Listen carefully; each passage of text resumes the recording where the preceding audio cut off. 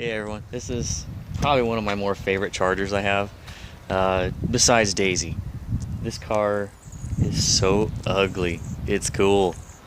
It has so much Bondo in this thing. The guy that sculpted this car was badass. I mean, look at this. There's just Bondo everywhere. I mean, that's as thick as my finger.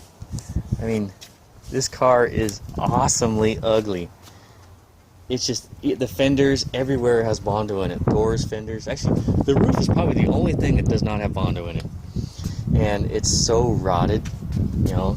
It has built-in ventilation. You know, all the holes in the front of the car combined with the air holes in the back of the car. I got built-in AC. So I can even leave the windows up and still have ventilation flowing through the car. And I'm not fixing anything besides the main structure, because I want this thing on the roads exactly how it is. This thing is just so cool. I mean, look, they stick welded the freaking quarter panels on.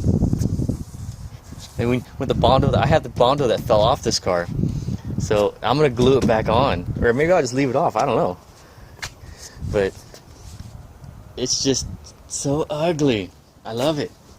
You know, we're having to do some things to make it to where I can get it on the road. You know, like your typical disc brake conversion, all new bushings, ball joints, bearings. I'm gonna pull the rear axle out, put a sure grip in it. This is a true RT car, but it didn't come with a sure grip. It came with a 293 open diff, and not a real bells and whistles RT car, but it at least had a console with the big motor, so that's a plus.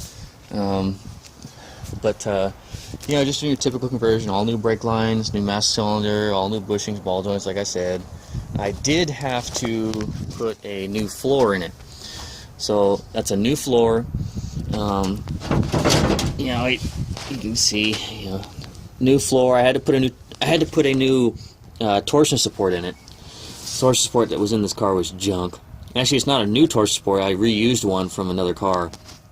I had to put a new rear floor pan in it. Of course, that's also reused for another car as well. You can see, you know, we put the new torsion support in it, and the frame rail on the driver's side, we had to replace it from, well, I had to replace it from about firewall back. You can see where it's actually spliced in. I just double walled it because obviously the car ain't a show car. I just wanted to make it extra strong. I'm going to put torsion or subframe connectors on it. Like I say, we've got to pull the axle out, redo the axle, but I want this car to be so ugly on the roads and loud. I want all the yuppies and their Priuses and Mercedes and Benz and BMWs to be afraid to pull up next to it, thinking that something might fall off of it. So this is probably the rattiest thing I will have. I don't think you could get any rattier than this. Well, you probably could, but it probably wouldn't be very streetable.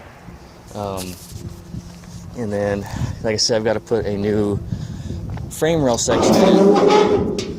I got to replace this frame rail because it's obviously junk. I got a new frame rail section. My buddy at the moparshop.com, Ed, he's a good friend of mine. He, you know, he sells me everything I need. So I got a new trunk pan for it as well, because, you know, can't roll around and my beer fall out. I mean, come on now. So, well, plus I got to hold the gas tank up. So I'm gonna put a new trunk pan, frame rail. I'm gonna do some patching on this frame rail, and then this tail panel is actually two tail panels. They had spliced in another one. Let's see, where is it at? Oh yeah, right here. You can see the hacking that someone had done to splice in a new half of a tail panel. So it's got some unique work done to it, but uniquely cool nowadays. Back then, this thing would have been a piece of shit, which a lot of people still would consider it a piece of shit, but it's my piece of shit. So, just showing this car down.